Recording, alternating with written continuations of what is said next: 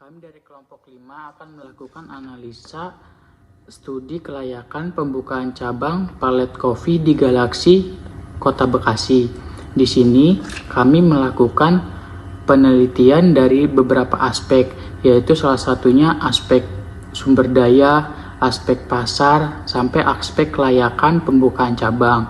Maka dari itu kami sudah merangkum atau membuat PPT sebagai hasil dari penelitian kami. Berikut PPT yang bisa kami paparkan. Berikut adalah bab 1 atau slide ke-1, yaitu pendahuluan. Minum kopi menjadi salah satu kebiasaan bagi masyarakat Indonesia. Kebiasaan minum kopi, terutama di pagi hari, sangatlah khas masyarakat dengan setiap harinya. Namun, saat ini tidak hanya di pagi hari, tetapi pada sore hari, dan tidak jarang juga di malam hari. Kebiasaan minum kopi pun sekarang semakin meluas, bukan lagi hanya sebagai melepas dahaga atau melepas kantuk. Ini sepertinya kopi menjadi hidangan wajib dalam berkumpul-kumpul bersama rekan, rapat, pertemuan resmi, dan lain-lain. Kota Bekasi menjadi salah satu kota yang mempunyai potensi besar dalam konsumen kopi, dengan jumlah penduduk yang diproyeksikan oleh BPS mencapai 3.500.000 penduduk pada tahun 2020 di skala usia. Seperti yang ada di gambar di samping memperlihatkan bahwa omset meningkat setiap bulannya. Berdasarkan grafik, omset yang meningkat setiap bulannya ini membuktikan bahwa sebuah bisnis coffee shop memiliki peluang yang besar. Maka, pemilik pun ingin melakukan perluasan usaha bisnis coffee shop pada lokasi baru yang strategis. Hal ini dilakukan untuk meningkatkan pendapatan dan memperluas pangsa pasar. Selanjutnya adalah studi kelayakan. Menurut Kasmir dan Jakfar tahun 2016, studi kelayakan bisnis adalah suatu kegiatan yang mempelajari secara mendalam tentang suatu usaha atau bisnis yang akan dijalankan dalam rangka menentukan layak atau tidaknya usaha tersebut dijalankan. Jadi penulis menyimpulkan bahwa studi kelayakan bisnis adalah kegiatan yang mencari tahu serta mempelajari mengenai sebuah bisnis yang akan dijalankan apakah layak untuk dijalankan atau tidak. Selanjutnya aspek pasar. Secara sederhana, pasar dapat diartikan sebagai tempat bertemunya penjual dan pembeli untuk melakukan transaksi.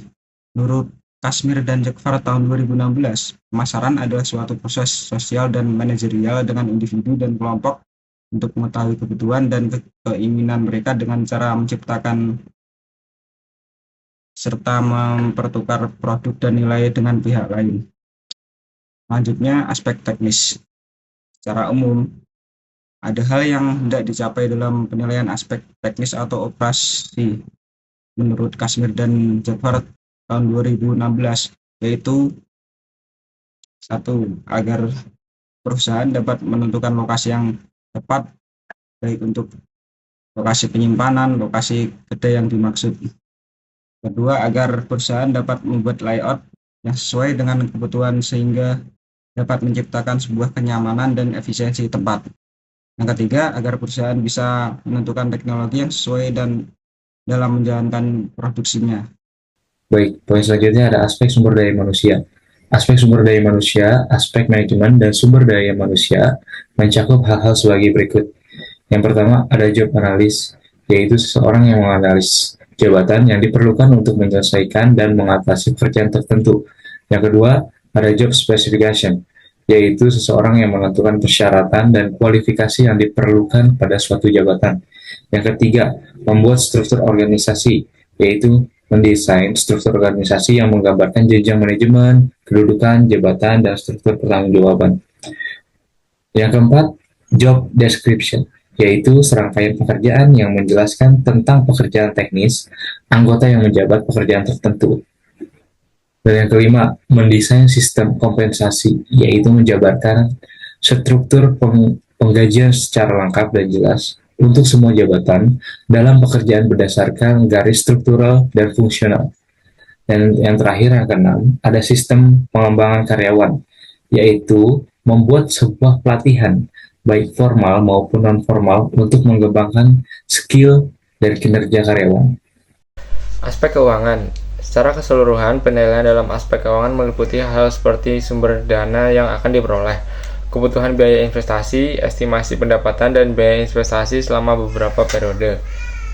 A. Aliran kas. Kasmir dan Jakfar menerangkan, cash flow bahwa arus kas yang ada di perusahaan dalam suatu periode tertentu. Aliran kas menjelaskan mengenai uang kas masuk atau cash in dan uang yang keluar atau cash out. Payback periode. Menurut Kasmin dan Jafar, metode payback periode adalah teknik penilaian terhadap jangka waktu suatu periode pengembalian investasi suatu proyek atau usaha. Nilai kas bersih merupakan penjumlahan laba setelah pajak ditambah dengan penyusutan. C. Net present value. Adapun kriteria diterima atau tidaknya suatu investasi dengan menggunakan NPV adalah NPV kurang dari 0, artinya proyek sudah dinyatakan menguntungkan dan dapat direalisasikan. NPV kurang dari 0 artinya proyek tidak menghasilkan nilai. Biaya dipergunakan, dengan kata lain proyek tersebut tidak menguntungkan dan sebaiknya tidak direalisasikan. D. Internal rate of return. Tingkat bunga yang menyamakan PV kas keluar yang diharapkan dengan PV kas masuk yang diharapkan, atau dapat diartikan sebagai tingkat bunga yang menyebabkan NPV 0. Saya akan menjelaskan hasil penelitian dan pembahasan yang ada. Berdasarkan dari hasil kuesioner yang disebarkan kepada responden, produk yang ditawarkan Palet Kopi cukup beragam, mulai dari minuman kopi dan yang bukan kopi. Hal ini bertujuan agar konsumen bebas memilih sesuai dengan seleranya masing-masing. Dan berikut tabel daftar menu yang disediakan. Dari tabel tersebut, kita tahu bahwa rata-rata harga menu di sini yaitu Rp20.000, yang mana sangat terjangkau. Kedai Palet Kopi pertama berlokasi di Jalan Kiai Hajar Dewantara, Cikarang, yang kemudian akan membuka cabang di Ruko Grand Galaxy, Kota Bekasi. Pemilihan Galaxy adalah berdasarkan pertimbangan, yaitu lokasi usaha yang strategis karena berada di kawasan kuliner. Yang kedua, lokasi ini dekat dengan jalan utama sehingga mudah diakses. Dan yang ketiga, lokasi yang berdekatan dengan beberapa sekolah menengah atas dan kampus, yang artinya banyak siswa dan mahasiswa yang menjadi target pasar dari usaha ini.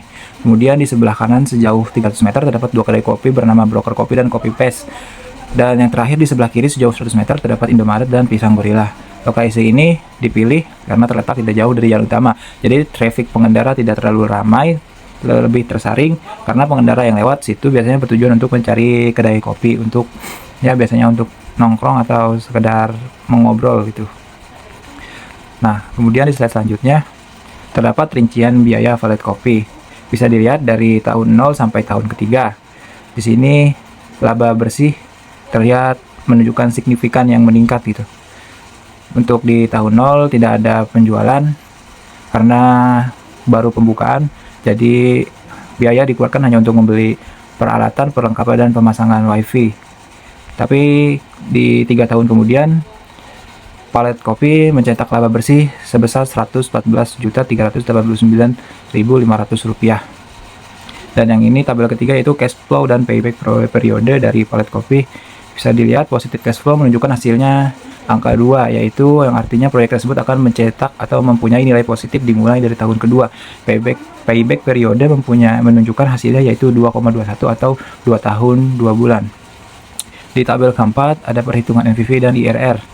Pada penelitian ini didapatkan bahwa NPV sebesar Rp34.980.666, yang artinya proyek dapat diterima, sedangkan internal rate of return atau IRR dapat dikatakan layak apabila IRR lebih daripada persentase bunga deposito, dan dikatakan tidak layak apabila IRR sama dengan atau dengan presentasi bunga deposito. Pada penelitian ini didapatkan tingkat IRR yaitu 31%, lebih besar daripada rata-rata modal tertimbang yaitu sebesar 15%. Mungkin sekarang kesimpulannya dari semua slide yang sudah dijelaskan oleh teman-teman semuanya. Setelah dilakukan studi kelayakan, akhirnya sampai pada kesimpulan mengenai pembukaan cabang Palet Kopi di Galaxy Bekasi. Penulis menyimpulkan bahwa rencana tersebut layak untuk dijalankan. Berdasarkan hasil kuesioner, Palet Kopi menyediakan produk yang diinginkan oleh konsumen. Harga yang ditawarkan sesuai dengan daya beli konsumen dengan rata-rata Rp20.000. Lokasi yang dekat dengan beberapa sekolah menengah atas dan universitas. Pada aspek teknis, pada kelayakan, pembukaan cabang Palet Kopi ini dinyatakan layak karena telah memenuhi syarat-syarat terdiri dari penentuan kapasitas produk dan penentuan layout ruangan yang maksimal. Pada aspek manajemen sumber daya manusia mengenai pembukaan cabang Palet Kopi ini dinyatakan layak karena telah memenuhi syarat-syarat yang terdiri dari penentuan struktur organisasi, penjabaran deskripsi jabatan, dan pemberian kompensasi. Ditinjau dari aspek keuangan, pembukaan cabang Palet Kopi di Galaksi Kota Bekasi ini dinyatakan layak berdasarkan hasil analisis data yang menunjukkan bahwa adanya hasil positif pada net present value atau NPV, yaitu sebesar Rp17.089.711 pada perhitungan payback periode. Ditemukan bahwa pengembalian di atas, maksud saya pengembaliannya di bawah dari batas yang ditentukan, serta tingkat internal rate of return sebesar 26%, lebih besar dari rata-rata modal tertimbang sebesar 15%. Ditinjau dari segala aspek, Palet Kopi Galaksi Bekasi dinyatakan layak untuk dijalankan. Berikut paparan analisa kami di lapangan. Hasil studi ini digunakan untuk bahan acuan layak atau tidaknya pembukaan cabang Palet Kopi di Galaksi Kota Bekasi. Sekian dari kelompok 5. Wassalamualaikum warahmatullahi wabarakatuh.